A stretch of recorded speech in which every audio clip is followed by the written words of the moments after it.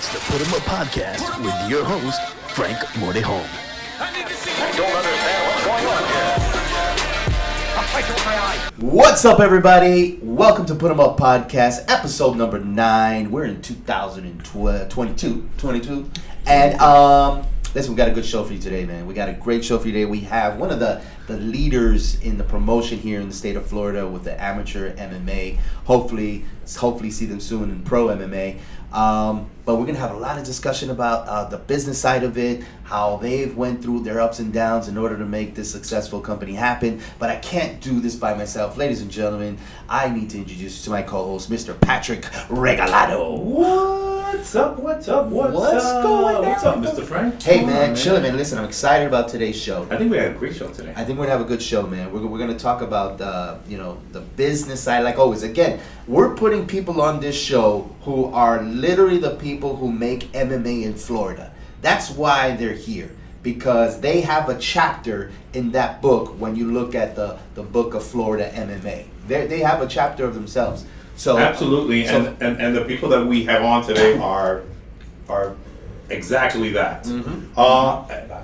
I don't want to hold the show up anymore. Okay, let's do it. Let's get right to it. Ladies and gentlemen, in the studio today, we've got from 305 Fights, where champions rise, Elio and Ewa Torrago. Yeah. Thank you very much. All right. Give it up. Thank you so much for being here. Excellent. I'll do the Spanish version. 305, donde surgen los campeones. There you go. You know, I always see Spanish. that. I always see that Spanish. when we're on social media, and I'm gonna flip, onto the next screen, yeah. but I forget the Spanish, so I'm gonna let me go back and get the Spanish You gotta get the version. Spanish version of it. He always does that. It's terrific. Guys, thank you for showing up today. Thank you for granting me the access to this interview. I am going to learn so much from this, and hopefully our viewers out there can learn as well from a promotional point of view, from a fan point of view. But before we get into all that, introduce yourself. Tell me a little about yourself and what style of martial arts do you teach, what you've learned, and take it from there. Okay, first of all and foremost, thank you so much for having us in the show. Beautiful studio. You guys are doing a great job, and I'll talk about why I think you guys do. I see Mr. Rego everywhere, and I finally get to meet him in person. All right. Same here. Mr. Mortejon, we've known each other for years, and we're like family. Amen. Thank you so much for helping us, helping the community like you have. I think part of what we need and part of the reason I'm here is to educate myself more about combat sports, martial arts, entertainment, to become a better professional. And so I'm here to learn, and I think that's education and communication that you're doing is one of the keys that we'll talk about later. It's important. My name's Elio Torrago, Shen Torrago. This is Ewa Torrago, my assistant, my partner. We are 305 Fights. I started martial arts when I was 9 years old with my twin brother, Steven Torrago, Master T. Shout out to him. I come from a martial arts family. My father was a martial artist and got into the passion of martial arts. My partner, she decided to convince me to open up a school. We opened, I was 9, I'm 57 years old now. So I've been in the martial arts for over 40 years. We started a martial arts school over 35 years ago. From going to the martial arts to martial arts school, we got into tournaments and promotions. One of my martial arts brothers, Scott Ashley, kickboxing world champion, martial artist. We used to put up the ring, sell tickets, and fight on the card. Wow. Everything back then, the same thing we're doing now back then, but back then they didn't have MMA as they have it now. Right. So it was either boxing or kickboxing or wrestling. Yeah. She convinced me to do the school. From the school, she said, what a better way to promote martial arts, combat sports, entertainment than the biggest topic or forum or medium out now, which is mixed martial arts. Like become the top in the world. Absolutely. So we're trying to use the medium of mixed martial arts, combat sports in general, to promote, for me personally, the fundamentals, the principles, the philosophies of martial arts, all the benefits of martial arts, health, emotional health, physical health, self-defense. Use it that, and then when we got in, we dived into the realm you guys know and you know very well is the business aspect of combat sports. Yeah. And I'm glad I'm here because there's so much about the business. When we have now the fighters that they come and talk to us, I always tell them, do your homework, find out about the business. The whole business is from matchmaking to sanctioning to setting up the cage to advertising to promotion. There's a whole world out there that if you want to do it, you got to get involved. It's not just kicking and punching anymore. Yeah. We're going to talk about, we're going to actually dissect your company, everything from the name to the logo to how many fights to why the venues to the setup of it. And I had the honor and the privilege to be at your first show. Yes. When you did your first show. So I had first-hand knowledge of how you ran your MMA show. Now I don't know if you've been following us lately on Facebook or our last episode where we had some controversy from other promotions, actually another promoter, right? And there were some things said on that promoter's part that we gave him the opportunity to speak. We gave him the opportunity to clear the name. We gave him the opportunity to clear all the accusations and all that stuff. Sometimes he plead the fifth. At times. Which was a smart thing to do, I guess. But other times, I don't know if he really wanted to change, right? And that was the aspect of it. Give you the information, and it's up to you, because everybody's there for themselves, right? Every company is going to do what they're going to do. There was one person who said that promoters, do shows for their own personal reasons. And I can't think of a more true statement than that. Like, every promoter I know has a reason, and I think you just explained yours. Correct. Putting the Bushido code in front, making sure that you use this platform to teach the humbleness, if you will, of martial arts and becoming a great martial artist through this platform. So that in itself is the reason why you're doing shows. But there's also a financial part of it. But here's what I'm fascinated about. What I've seen so far is that promoters are just, I don't want to say blinded, but they have this narrow vision, right? To where they do things and they don't get the results they want, and it's I wonder why, because they're not doing the things they need to do. Mm-hmm. Now I will say this before we go on a commercial break, and I don't know how many bills we got this month, but Jesus Christ, I know we're going to be on a commercial any minute now. There you go. I already signaling me to do a damn commercial. But when we get back, we're going to go into the nitty gritty of the business side of the house, everything from the logo to the name to how you were influenced and what you were influenced and what promotions influenced, because you went out to do media things, right? You went out to other shows and did medias on other show, and I was so damn confused as to what you were doing there. But we'll talk about it, ladies and gentlemen. We're back with 305 Fights. You're going to want to listen to this. This is going to be amazing, and don't miss it. We'll be right back. It's the Putemup podcast with your host, Frank Mortejon. I don't understand what's going on here. I'll fight you with my eyes. It's the Putemup podcast with your host, Frank Mortejon. I don't understand what's going on here. I'll fight you with my eyes. Welcome back, everyone. Putemup podcast. Check us out on the website, putemuppodcast.com. If you want to be a guest, you can go on there and fill out the form. Check us out on all social media platforms, Instagram, Facebook, anywhere you get your podcasts, Spotify, Google, Amazon.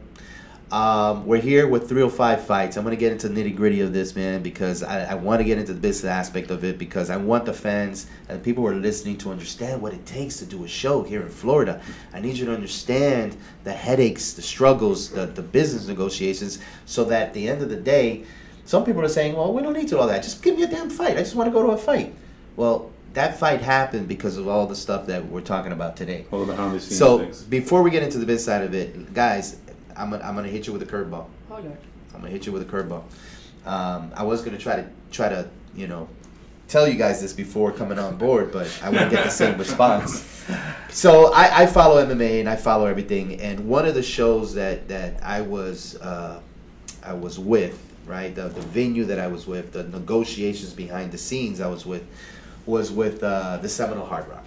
And let me just say this: you guys going over there is a party. Like it would have been the most amazing thing, but something happened. Some decisions and some things were made up, and even the venue had issues with some of their stuff, and unfortunately they had to move the date. Now what I give you credit for is that you didn't take that lane down. You didn't say, okay, we probably were going to hit at one of the biggest, hottest spots there is in MMA, but because of that, whatever happened there, You didn't take it laying down. You said, you know what, we're going to regroup, we're going to refocus, we're going to find another venue, and we're going to pull the same show like we always do, and somewhere else. Now, for that, I give you kudos, because other people would have laid down and said, well, we're going to wait. We're going to wait till the red tape finishes and have their discussions and have the tribe and this and that, and we're going to wait. That could have been months from now. Meanwhile, the 305 Fights fan club and your peers are going, hey, what about us? I thought we were going to fight. So kudos goes out to you, looking for the fighter to say, listen, we didn't make this event happen, but for whatever circumstances not beyond your control, but we are going to now move it and make this thing happen. So who's the driving force in making that happen? Like, who goes out there, gets your venue, says, listen, who makes those decisions like, okay, we need to put a show on, our fighters need to fight, these guys are looking for pro status and we need to help them get there? Who within this group or how big is the team that goes out there and says, we need another venue, here it is, let's go get it? Well, I got to give credit to my partner. She has always the attitude, even as a child. In Colombia, they say avispado. And that means a go-getter. Okay. When the tough going gets tough, the tough get going. Yeah. But isn't that part of the martial arts to have that no matter how many times you fall is how many times you get up? Yeah, absolutely. So we focused on the positive. The positive is let's get the show going as much as we can in another venue, get it done, learn from this experience, and move on. A point that this podcast is really providing is a lot of information, like you said, behind what's going on.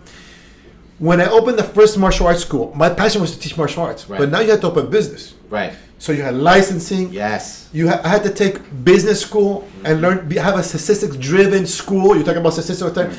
And these are certain things that hit you that I didn't know. I learned. I'm still learning. Yeah. But a lot of people don't know. When a lot of people says, oh, the show was canceled. And it was like, oh, I wanted to cancel. Who wants to cancel a show in an incredible venue? Yeah. Things happen. You have investors. Absolutely. You have sponsors. Yeah. You have the venue. You have promoters. Matchmaker. Yeah. You have so many things behind the scene that have to come together. Different elements. To make it perfect. Yeah. And what I've been learning is the more you get educated on those things, so then ahead of time, you can avoid the downfalls and the pitfalls. Yeah. You know, ahead of time, get a good sanctioning, a good relationship with the commissions, and what do you need? You know, sometimes we're like when we first started doing shows, we asked the commission, okay, what is the need? And then the commission would give us a list of things that we didn't know. And we would talk to fighters and their managers and coaches, and they didn't know either. And I said, whoa, I think we don't know. We should get to know and have these things ahead of time prepared so everything will go as smooth as possible. Absolutely. Does it always go smooth as possible? Well, we have it up to now 75%, and then you have, I think, what is it, Murphy's Law? Something will go wrong, will happen, go wrong. Right. But I think if you do your statistics and you really run it like a business program, like you said, like a science, right. I say you can have a 75% chance of having a success. Yeah, that's a good ratio. Yeah, but you got to see little things. I'll give you an example. What makes a successful card? Is it good fighters? What I've learned, being in passionate martial arts, is not really a good fighter. You could have a guy that fights like Bruce Lee, for example, a Moscow guy. If you want to financially successful, it's the guy that brings the most people. So he's got to have social media, advertising, promotion. I talked to a manager in bare knuckle, and I said, hey, I want to get into bare knuckle. What do we, for a fighter to get paid a lot, what does he need? And he told me this. He goes, is he a media influencer? What's his social media presence? And I said, wow, if I could tell this to the fighters, that there's, and you talk about it all the time. Yeah. There's all these little things that you talk about that have to be there, put all your ducks in a row for it to make it as successful as possible. Well, let me stop you there for a second, because you bring up a good point. Now, here's what I think that's missing within the amateur MMA companies, the promotions.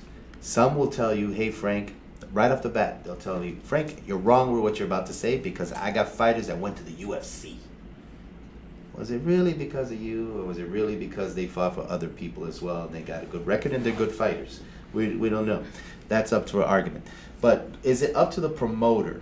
Is it their responsibility to take a fighter that's on your card and build them in a way where their social media is growing, because without your content, without you giving it to the fighter, without you saying, here's your video, here's this and here's that, there's no way they're going to, if they have to look for video on YouTube, if they have to find and search for their records, because we talked about how many shows you had. Right. I've looked up 9. That's literally what's on paperwork. You say 13. 10, 11, 12, 13. There's 4 shows out there that's not even nowhere to be found.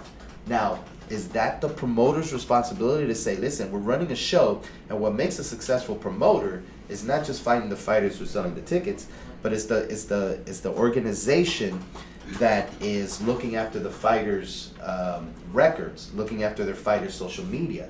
I did Pillow Fighting Championship last week, and I couldn't tell you how many videos are out there.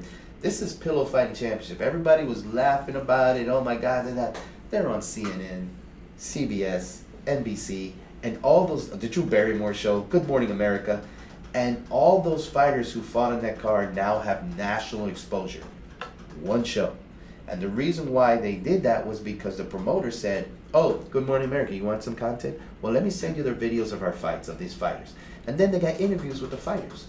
So do you think that it's your responsibility to bring up the fighters' social media with your content in which you own? We feel it is, and that's why we do videos, photo shoots. We do as much as we can for that section. And I actually had a female, which was the wife of a fighter, and she was her manager, say he's not going to do that. He doesn't need that because he's a good fighter. Wow. Yeah. Wow. I think maybe the amateurs are maybe doing that and they don't even know it yet, because we've been to shows that are pro-am, and when the amateurs are on, it's a full house. Yeah. And when the pros come on, Yeah. crickets. Yeah. So maybe they're doing it without even knowing it, and the fact that he's adding stuff to it, even better. But to be fair, because I know there's going to be some promoters out there listening and go, not my show. When my pros come on, that's a full house still. So it could have been the promoter. It could have been the promotion itself. But ladies and gentlemen, guess what we got to do right now? We are paying some bills. They We did gotta not pay some take bill, my man. Hopefully it's not IOU. out of my pocket, because we got to go. I'm we gotta running check out the of bank account. IOUs or ink. That's right. Ladies and gentlemen, we'll be back with 305 Fights. We're going to ask some more questions. I'm going to tell you that this is going to be an amazing ending to this conversation, because we're going to go hard. Check us out. Whoop. It's the Putemup Podcast with your host, Frank Mortejon. I don't understand what's going on here. I'll fight you with my eyes.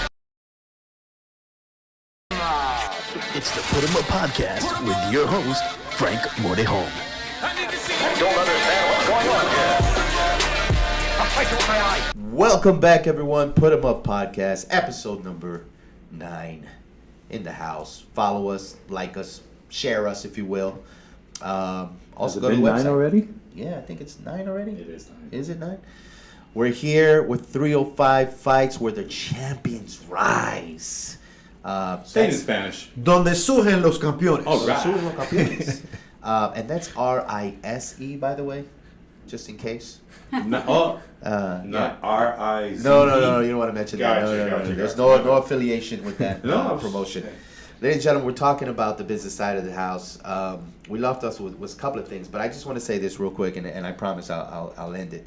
But the business structure, right? You talked about what. Well, let me just say this: in 5 years from now, where do you see 305 Fights? You see yourself doing the same thing over and over again? Do you see yourself going to the pro show? Do you see yourself going into a major network and making? No, of big course. deals? I mean, I would think everybody's goal, but What's I'll the talk about business plan? well, that's a good point. And one of the things I've talked to you about that I willing to admit I am still learning and want to learn the business plan, because the business plan. When I opened up, I told you when I opened up martial arts school, I had the passion. I had 3 black belts, but all of a sudden now I had to go to martial arts business school. Yeah. Learn what is a statistically based martial arts school. What are the things you need? For example, you mentioned something on your website that people don't follow the UFC business plan. Right. And you just mentioned something, and she jumped up and screamed and says, "Oh, we got to do that." Yeah. So you got to be willing to say, "Okay, I'm open to learn." Yeah. And how can I add the business? I don't have to change my identity. I don't have to change what I do. Yeah. But I have to add what I need And most of the time, I think for a business is the business plan, and the more successful business plan, the more successful you're going to be. I agree 100%. But here's what I think. I think that people are living check by check when it comes to MMA. I think the events are done check by check, right? Where you do one event in March, all right, done. It's under wraps. Now let's see how much money we can pull up for the next one, and when we do have that money, we'll do the next show. And there is no a schedule set for all these shows. There is no back planning. There is no waiting to not live check by check, but have a full schedule done, right? You know where your venues are going. You know how many fights you'll have, like 5 events at the end of the year, which is good enough for somebody to stay with you, a fighter to stay with you, be loyal to you, and say, hey, listen, put me on all those 5 fights so I can get my pro status, because you need 5 fights to be a pro. But do you guys have a schedule for the whole year planned out? And if you do so, where can they find it? Yes, she just did it. She has it. She put it up on her social media. If it's not up on It's up. our website, it will be up on our website. Okay. I It's agree. not up on your website yet. It is. Check. It is. It is. I one of the things that I agree, and I got to tell you, we have to work on it, and we're going to work on it. Is like any business plan, you have to have a long range goal business plan. And I always tell people, we're in this for the long goal, not the short goal. I agree. Now, I'm not going to talk about what other people do, because they do whatever they do. I agree. There's people that just want to pay their phone, and they're cool. Yeah. I didn't do that for this. I did this to build an empire, and I look at like the UFC is an empire and long term. And for that, you need a long term business plan and all the things that you're saying. The intricacy of this is to get all the parts together.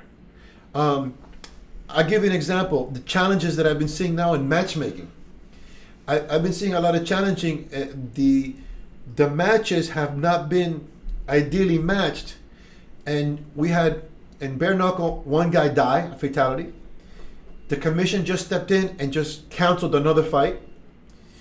And I thought, well, is it me that the statistics are not there, so or they lie about it? They don't want to match people up.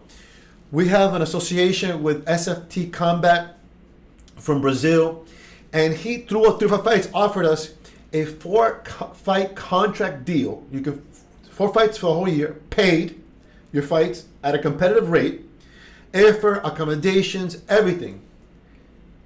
Nobody's going for it. Wow. And why? And I asked him, and I thought about it. He says nobody wants to go fight in Brazil because the fights are too hard in Brazil. Now, if you're a martial artist and you're a fighter, but you're a competitor, how do you be the best? By fighting the best. Right. How do you become great? By fighting yourself, dominating yourself. So, if you want you cut corners, sooner or later you're going to pay the price. Yeah. But you got to be willing to open and to learn. Yeah, but part of learning is adapting and changing, right? Because I could sit here all day and say, your logo needs help. Until you go, well, you know what? I'm not changing it. Or you can go, I don't know. It's like kids. For me, logos are like kids. You can't go to somebody's house and say, hey, dress your kid differently. Well, I'm going to dress him the way I want. It's my damn kid.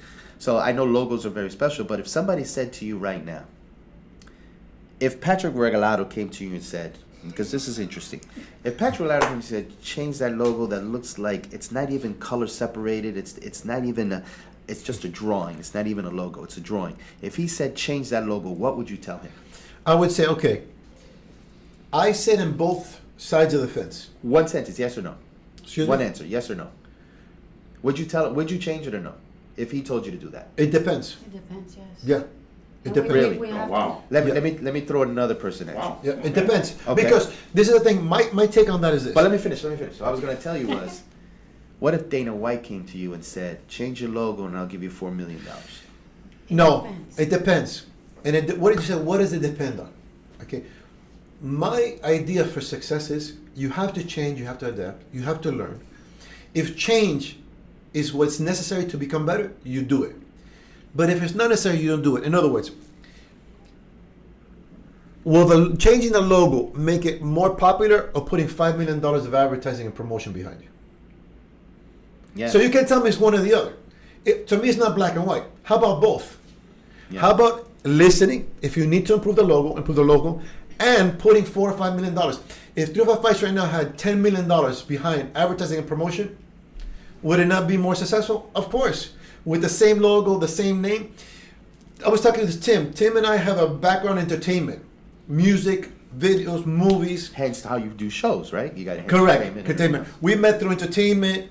Also, a person like, let's say, Jennifer Lopez, who Tim Stevens actually danced for and on stage, okay? People think, well, I sing better than Jennifer Lopez, so I'm going to be bigger than Jennifer Lopez. No, but you don't have the team Jennifer Lopez has. Yeah. You don't have the hundreds and millions of dollars behind her. Yeah. Or her work ethic. Her work ethic. So it's not one thing. It's a combination of things. What I don't like to say is, this works for me, you have to do this. No, it might not work for you. I know people that, for example, when we did martial arts schools, they said, if you have children, you're going to have a successful martial arts school to come and it's financially successful. I know have people that only have adults are very financially successful. Yeah. This sounds crazy, but my personal philosophy, whatever you use if you follow the rules of creation of success, okay, you can create it and make it successful. What are the laws of the creation? Success: time, energy, and effort. If you put time, energy, and effort, and of course, financial backing, a good business plan, all those things, they help. But you can't say, if you have only a wrestling school, because wrestling is in fashion right now, it's going to be successful. Well, there's people that have a boxing school. Mayweather's successful, he does boxing. You can be successful at whatever you put your time, energy, and effort. I think as long as you keep an open mind and put all the factors together, it's not just one factor. And make the adjustments along the way. Correct. So, and I love that attitude, because that's a sign of growth, right? That's a sure formula for you to say, listen, we're 3-0 fights today, but tomorrow we could be 3-0 fights Worldwide. Yes. Worldwide. International. Absolutely. Or 3-0 fights international. This So that empire, works well. this empire that you're building, is Right. that empire going to stay within the amateur ranks? You plan on No, that's a moving great into- question. Listen, we always wanted to do professionals from day one. And in my mind, we do professionals. Because the only difference between the professional and amateurs is that there's more money. In other words, the cost incurred, for example, for amateurs, $50,000. For a professional, it's $200,000.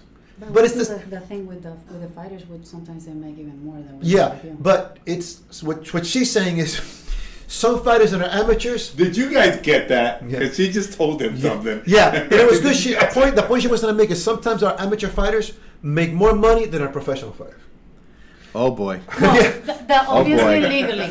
We just let the worms out of the can. What is it? We just, my the God. cat So out of the explain hat. that sentence. Okay, and legally, because Mr. Regalado said a point before. And legally, he says, by the way. And Mr. We're Regalado not said- doing drug deals here. He said, yes, he said a point, very important point before. He goes, I feel the amateurs, when there was an amateur show, you have 400 people, and then the professionals come on, everybody leaves.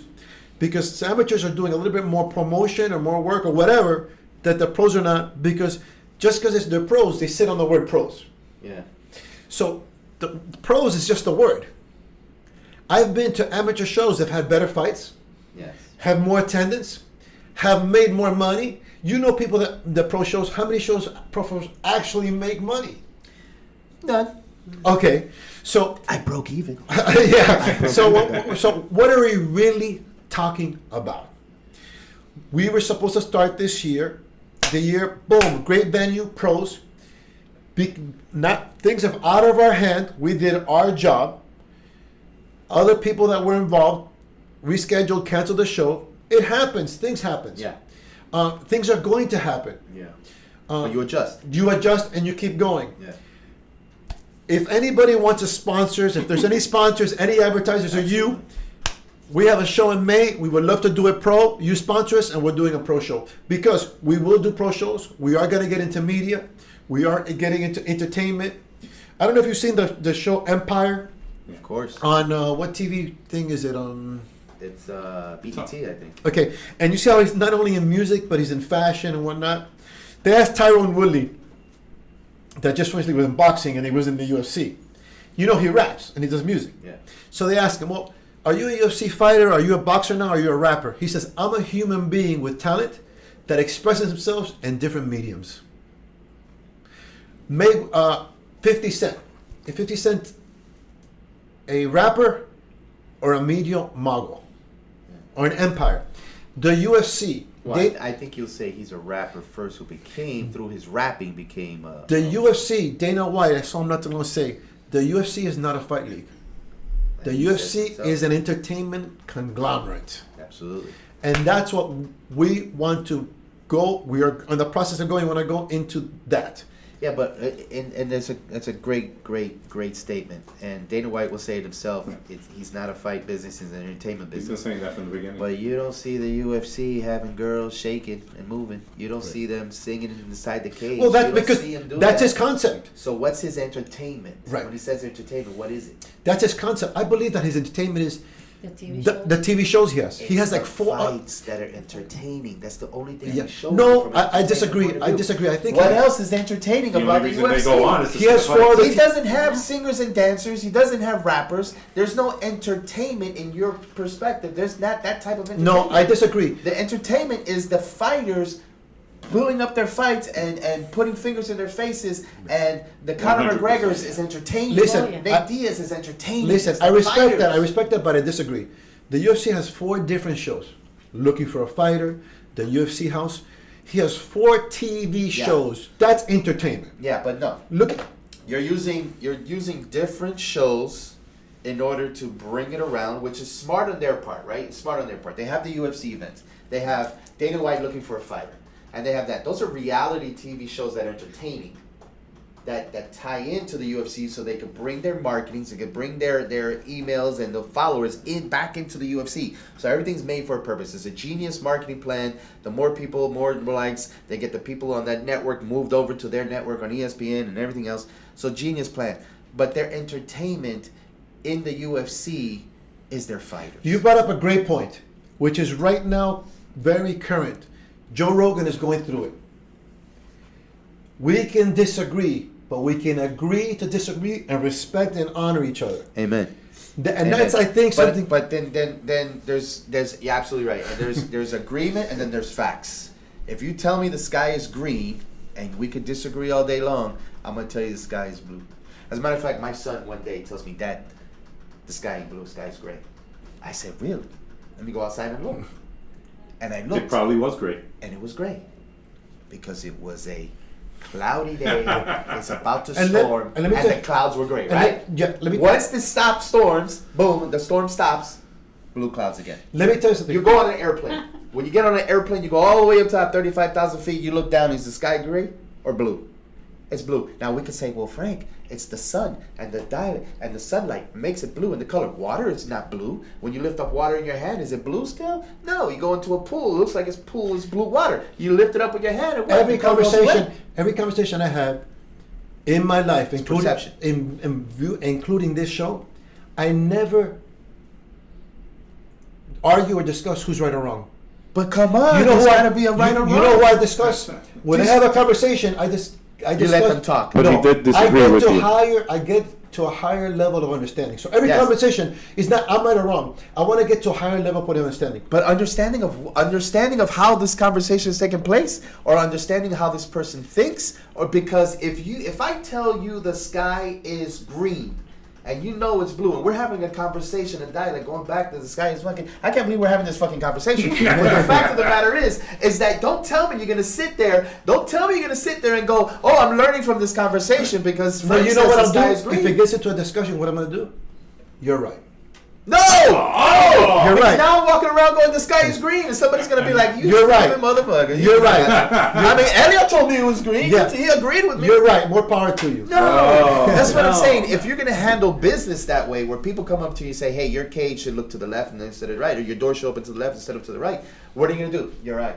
You're right. But then when they come back and they go, "Hey, Elliot, I just told you that your door should swing to the left and to the right. Why is it still swinging to the left? You just told me I was right. I see your cage still swinging to the right. So what is it? Are you gonna tell me it to tell me the truth, or are you gonna fix it and say, "Oh, you said you were right. So why aren't you fixing it?"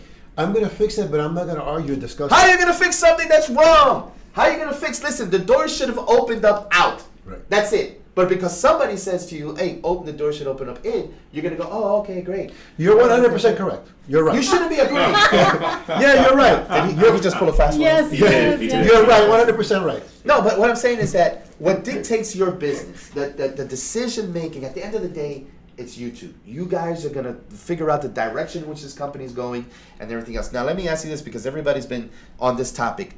Do you think you're an amateur company that is doing their shows professionally? Are you an amateur professional company? I am a human being trying to do things better. Okay. But can you answer my question? Are you an amateur professional I company? did answer the question. You want me to answer the question the way you want me to answer No, the I question? want you to answer the question. I want you to answer the question. Are you, simple question, are you an amateur company that does their show professionally? But Where- that's the goal. That's what we strive for. That's At what the end we of the do. day, that's what you are. That's your answer. That's my answer. My, I my try answer, my best. my answer is we're human beings running a company trying to do it better every day. Yeah, try to do What do you better. think about the other promotions, and what do you think they can do better that you're doing that they're not? I don't have Okay, enough this is my information. my understanding at this point in time. My point in time is you know what? I want to say this. I respect, honestly, all the combat leagues out there. Why? A lot of them started before me. A lot of them I look at till this day and learn from. So I use Bruce Lee's, I'm going to paraphrase Bruce Lee's, because I'm a martial artist, I'm just going to go back to martial arts. Bruce Lee said, absorb what is useful, disregard what is useless, and always retain what is uniquely yours. Amen. I think what will help all of us in general in the industry is to communication, education, and bringing back the martial arts. We don't have to agree, but we have to respect each other. Yeah. I might not like your show, but I have to honor your show.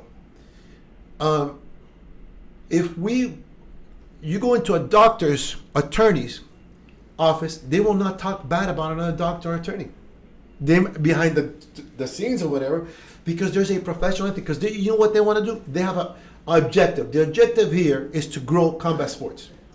If the objective is to grow combat sports, then let's work towards that, whatever that takes. Absolutely 100% correct on that. I agree with that. We're going to continue this conversation. We're going to come right We're gonna back. come right back. Talk some more business. We'll close out the show now. It's the Putemup Podcast with your host, Frank Morteholm. I don't understand what's going on here. I'm fighting with my eyes. It's the Putemup Podcast with your host, Frank Morteholm. I don't understand what's going on here. I'm fighting with my eyes. Welcome back, everybody. Put 'em Up Podcast, episode number 9. Check us out, man. Anywhere you get your podcasts, Apple, Spotify, Amazon, Google. Like us, share us, do whatever you want with us. We're okay with that. Okay, then. We're okay with that. We're sitting here with 305 Fights. It's been an amazing conversation, but I can go on forever. I can go on another hour with you guys, man. I wanted to get the journey. I wanted to get for them to understand how the hard work that you guys put into this and the concept in which you created, because you really created this from scratch. Yes. Everything from the name to the logo to the way you do shows. I would agree and disagree because of people like yourself that we know from the past. Now we're meeting Mr. Regalado, the studio here, from meeting people. We're learning. We continue learning, and we're going to continue learning until we expand and we grow. So I always say you, me, we. It's Awesome. not just us. Awesome. But you know what? You haven't been in the news for any shootings, any unethical posts on Facebook. You've been very quiet. Nobody's really can point the finger at you at anything, because I think it's the way you think of martial arts, and the Bushido Code is how you run your business. You run it ethically. You run it to where you're thinking of entertainment for the fans so they can have a great time, but you're also thinking about the fighters. I have yet to hear one argument or discussion about fighters getting treated badly or. Well, or we're anything very like that. blessed. So you're learning, and you're learning pretty quick. Well, we're blessed and highly favored that all the fighters that we've had and actually talked to us, they love us and they've become like our family. By the way, we have T-shirts for each of you to Awesome. thank you Thank for you the so for the much. honor of having us on the show Alright. and make you official team members of 305. We're there, all the champions right. rise, You know brother. I'm always- We're the champions I'm always rise. ready for Man, the listen, free stuff. I wanted to go deeper and deeper. Can we get you on another show? Can we I get would you love guys to on be in a show. And again, I'm here to learn. I've been learning for a long time. from you the business aspect, and as I'm experiencing more, there's so much more of the business that you learn. Khabib said it. Dana White said, "What do you have to say about what Khabib says?" He'll learn, and now Khabib says, "He's right. I'm learning the hard way." Yeah. So I'm going to have a meeting with Dana White, ask him some questions, and proceed forward. Do you know, it's funny you say that because back in, it must 15, 20 years ago, Dana White came to Miami, and it was at the University of Miami. I don't know if you were there. Yes, I remember. Oh, my God. And they said, "Hey, Frank, we need everybody in MMA to go see Dana White." And what did I do? I called every single promoter that I know to go see Dana White, University of Miami. And when we sat there, I wish I had that one picture. All the promoters, Florida promoters, went on stage and took a picture of Dana White. That picture would probably been $1 million right about now. But a lot of people took the advantage to give him his resume, give their resumes to Dana. "Hey, I want a job," And it was like, "Hey, raise your hand. All right, come on up." And they literally would give resumes to Dana White. But he educated the people back then, and we're talking 15, 20 years ago, I guess, when this thing happened, 2009 or something. And he educated the fans on what they can and cannot do. But you know what? I've always said that MMA is a rich man's sport. MMA is a rich man's sport. And the reason why I say that is because Dana White, when he first started, he did it for 1 year without no TV, without none of that stuff, and he lost. He spent $1 million doing his promotion, doing his marketing and everything else, and he failed. He had to go back to the Faitosa brothers and say, "I need another $1 million." He did that for 10 years. $10 million later, they said, "Guys, we can't be doing this anymore. I mean, I love your passion and everything, but something went." So when I say that MMA by itself never makes any money, Dana White has proven it to us for 10 years. When did that change? When MMA met TV. When MMA meant reality TV, when the Ultimate Fighter show was in everybody's house and everybody was watching that reality show. That Spike changed TV. the game. Spike TV. So if you look at that formula, and you know that MMA never makes any money, what happens is when people do shows, and we know that because you have no TV, which is already fact that you're not making any money, you're probably breaking even, but the fact is nobody's making money until you get a TV deal, right? Because if you don't, what's going to happen is that somebody in that team has to have a real job, right? Somebody has to have a real job, and that real job has to pay for this MMA stuff. And what you want to be, I'm hoping, is so successful that it carries itself. So the UFC didn't carry itself for 10 years. They had to rely on the Faitosa brothers' casino money in order to support the UFC. And that's why I say it's a rich man's sport, because if it wasn't for the Faitosa brothers putting up the $1 million, there would be no sport of MMA. Forget about Dana White. There would be no sport of MMA. Now, the Gracies, who created the UFC, they went on a different path. But their goal was to say, I don't really care about the sport. Matter of fact, we're not even thinking about making this a sport. My number one goal is to promote my school, to let Gracie Jiu-Jitsu be known around the world, and we're using this platform to use it. So their ROO, which is the return on their objective, was to say, hey, promote it. But you guys are not promoting your school. You guys are promoting maybe the art of martial arts and the way you carry yourselves and how you conduct business.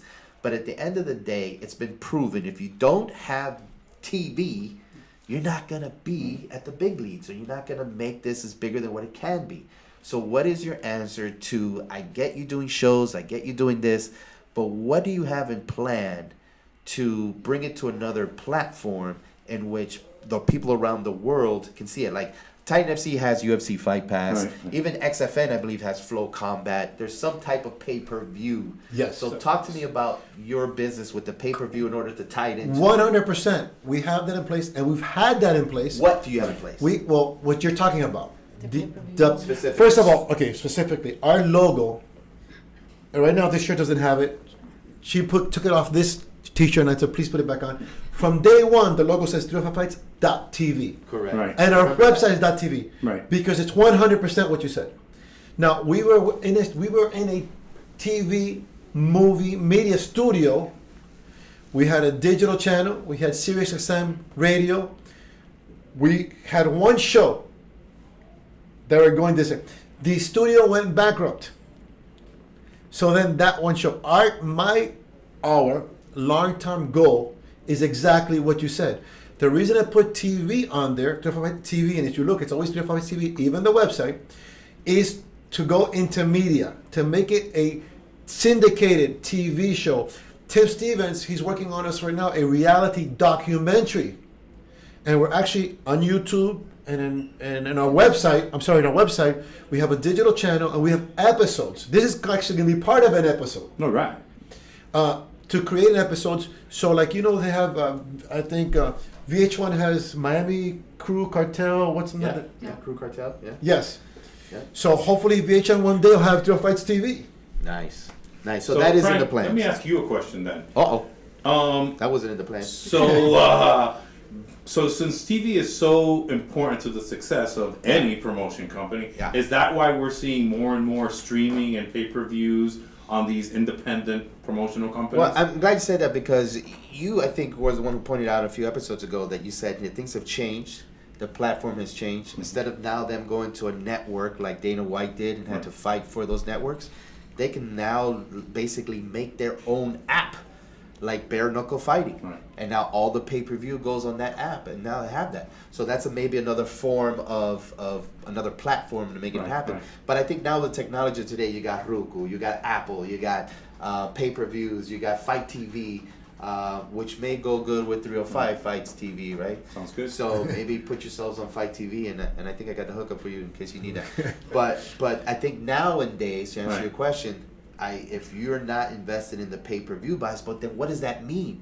You cannot promote a show based on pay-per-view buys the same way you do if you want ticket sales for people to come in and sit down and watch your show. Those are two different type of marketing strategies, right? It's totally different. Right. So one, you'd have to make up your mind and figure out what's the format of your finances in regards to how you want to, lay that out, right?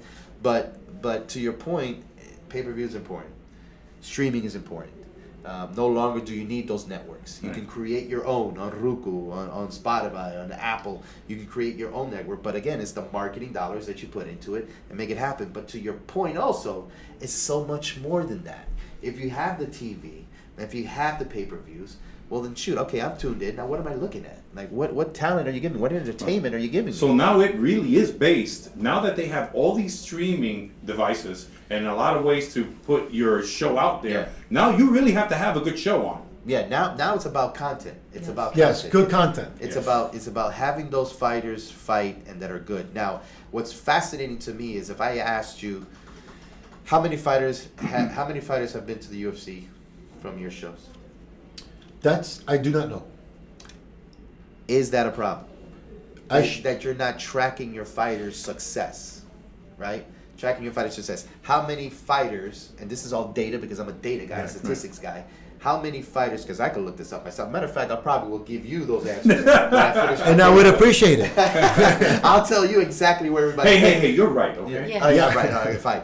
But I think that's important because now it's like the sanctioning body. It's like sanctioning body. You've got 9 shows documented, but you say you have 13. Well, you know what happens there? There's a good Find me those other 4. But let me tell you something. What happens there? You might do your job, but doesn't mean other people are doing their job. Right. When we've reported our information to other parties, Right. they don't post it. Right. So that's why I said it's not one person. It is a team, and it's different. What has to happen in any industry, and I think in Miami, is all these parts have to come and work together. Absolutely. If I give you the numbers, Yeah. and you don't put them up on the site, and people don't see them, Yeah. it wasn't my fault. Yeah. But guess what? I'm not taking that as an answer, and I'll tell you why. And we'll wrap this up, I promise, because I know the bills are coming. I won't take that as an answer because you're the one who hired him. You're the one. No, but it's an agency that aside from you. Right. No. Listen to this. We all know that when you do a show and you do your records, you send that over to the sanctioning body is the one who is the record keeper. Not even you. It's the sanctioning body that you hired in order to make sure your show is run safely, and that puts the record. This guy won, this guy lost, and then the sanctioning body takes it to the Florida Boxing Commission. And that's where the third party comes in. Well, they're going to take their sweet ass time to make sure that those records go on there. But that to me is a cop out, because here's what I would do if I were you. If my results aren't on Tapology at least within a week, you're no longer sanctioning for me. Point blank, period. Right. Why? Because you're not doing the job in which I pay you for. No, and what I is tell you the pay you other for. company? Where is the other company that they report to? Because when I asked, did you report to Topology? Because I had to send it personally to the topology guy. Yeah. They said, no, we report to this. To the Florida Boxing Commission. Right. They send it to the Florida Boxing Commission. Florida Boxing Commission. And then posts it. what happens? I'll give you then- another you're example. Right. They can sit I'll on give it. you an example when But there's that's not an excuse. When I'll give you an example of third and fourth parties. And you're right, there's never an excuse. There's never a justification of limitation. There's always a research of possibilities that make it better. Ooh, I like that. Can I Okay. write that down or is that too long? Okay. We Now- have to Jesus rewind Christ. but on that. I'm gonna give you an example is we've had fighters that said, okay, I'm a debut. Yeah. Find me a fight. Yeah. Great. We call another guy. Great, I'm a debut, we're gonna fight. Then somebody says, hey, that person's not a debut. Well, we went on Topology's places. Yeah. He doesn't have a record. Yeah. But in Russia, he's national champion and he has 200 fights. Yeah. So in other words, there's third and fourth parties, and you don't know if that person does their job, Absolutely. if they're ethical, moral, or they're doing it Right. correctly. So that's why I said everybody has to come together Yeah. But you know why they're not, right? for the objective of making it better. Yeah. But do you know why they're not? Because it's called amateur. You won't find that in the pro shows. Oh, you won't find that in the pro. We have. You won't find the fact that you can't find their record as a pro. We have. You can't. We have. Or maybe You a have to. different- a different You way. have to. Yeah. Now a if different it- record. A different. Yeah, a different name or something, or the guy's Oh yeah, name. that's another thing. Yeah, is- yeah. Let me different just. name. Let me another thing is mine. For example, my name is Elio Enrique Tarrago, Yeah, and I'm national champion in Russia yeah, of mixed martial arts. I have 200 fights. I come and fight in the U.S. Elio Enrique. that's That's right. it. That's it. Yeah, That's it. So Zero. what I'm saying is, there's a lot of factors. yeah. But- Involved. oh I, my I think the God. main thing is that we learn from our But mistakes. there's a and thing we called become an better. MMA ID. There's a thing called an MMID number. If people are going by names in which some of these people are, and that's their fault, and that's why I wouldn't hire that sanctioning body anymore, you have to go by numbers. Anybody, there could be 3 Elio Tarragos. Right. There could be 10. Yeah, but that's which what is the the one problem that's is. MMA? It goes based on the number in which I will put there. So I get it, but I'm just letting you know, if I was a promoter and I'm not seeing the results, I don't care what the excuse is, because Tapology, like Edwa said, you can go to, she did it herself. She went to Tapology and put it in and found the guy and, hey, put this on there, and it goes on there. There's 4 fights. And from my perspective, when I see that, and if I was a coach and a trainer, I'd be like, no, we're not fighting for 3 or 5 fights. Why? Yeah, because I fought from 4 times already, and none of them are on my list. None of them on record. I don't know what they're doing. And then for you not to go back and go, your show doesn't finish until those stats are on the website. That would be me. My show is not done until those stats are on the website. Then I can move on to the next one. Because that's what I paid for, first of all. And 2, that puts me in the books that I'm officially done. Because if not, then, well, what the hell happened? Where are your stuff? So there's a lot of stuff, and I agree with you 100%. There's a lot of entities that need to come together in order to make it successful. But you run the ship, you run your boat, you tell who you want, who you don't want, what sanctioning body is. Now, nobody's perfect. I get that 100%, and we're striving to be perfect.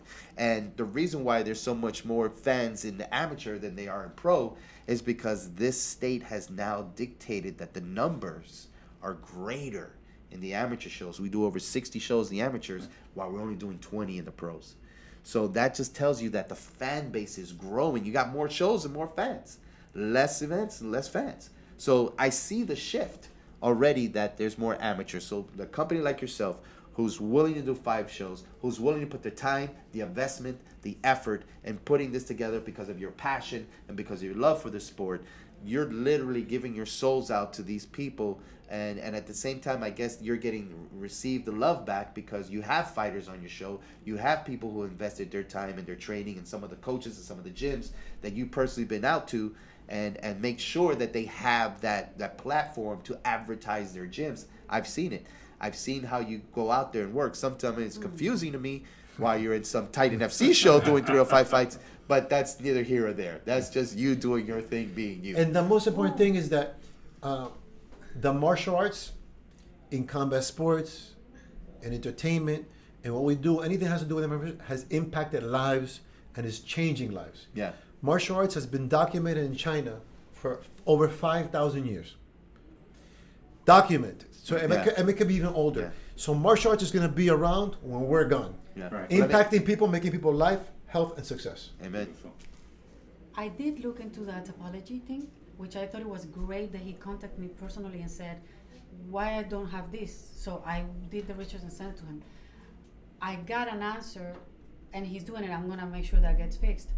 You have too many debuts, so then I have to do one at a time. So Yeah. it takes a lot of time. Well, you know, it's also, I'll give you 2 cents. If you walk away with some real great stuff, because I know we got to wrap this up.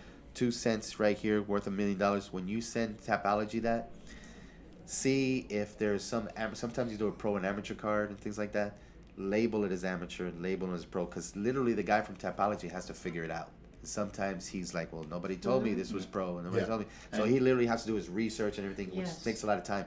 So on that sheet, which I don't think there's a column for, but if you were to say if you had a grappling event, you had a kickboxing event, an MMA, write down kickboxing and grappling, because he's going to think that it's something else. But listen, we're going to wrap this whole thing up. And just to set the record straight, Yep. Tapology does have them down for 12 events. What? So we're fine. What? 12 events. What? I did it. Man, I did it. She did it right on Again, the I want to spot. thank you, Mr. Morejon, Oh, Mr. no, listen, Regalado. thank you guys. My Listen, pleasure. Thank and you guys. I really want to thank you. Mr. Morejon has been doing a lot of great things. Ah. He's been wanting to do this podcast Yeah. and this professional media for a long time, and you're involved. And now I know he's been able to do it because of you and your involvement. Thank you. Yeah, he's a And big help. I hope more people work together and make it better for everybody. Well, Thank you listen, so much. make no mistake. The person who needs the congratulations is you, my friend. Absolutely. Congratulations for a successful show. Thank you. Thank you for putting all the time and the effort and the blood and sweat and tears and making this happen. I remember when you started it.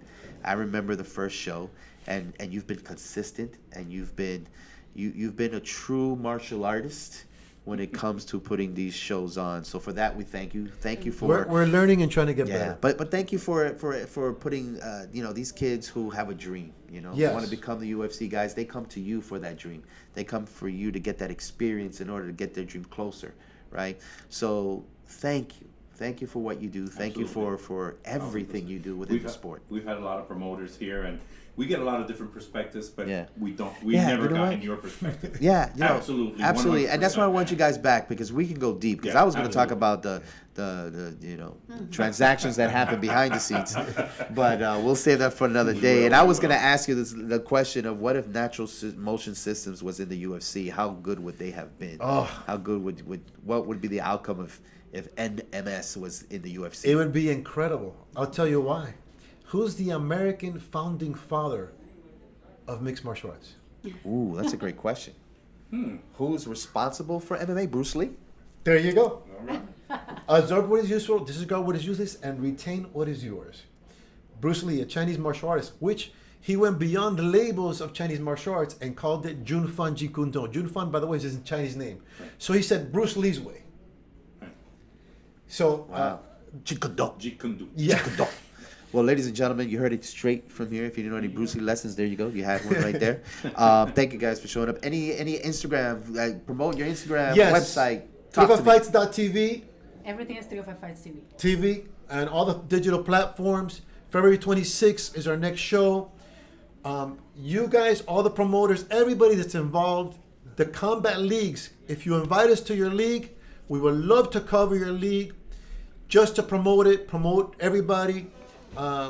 Like I said, I think if we come together and we're willing to learn from each other's, and if I made a mistake, we made a mistake, hey, we mistake, like the Marines say, adapt and overcome, There you we go. can overcome. Amen. Got it. Ladies and gentlemen, you got it. You heard it first. Thank you guys again for Thank coming. you. Thank you very, On very behalf much. of Elion Ewatarago, Mr. Patrick Regalado, thank you guys for tuning in. Check us out on our next episode. Check out 305fights.tv. If you're a fighter, sign up on the website. If you're a fan, buy a ticket.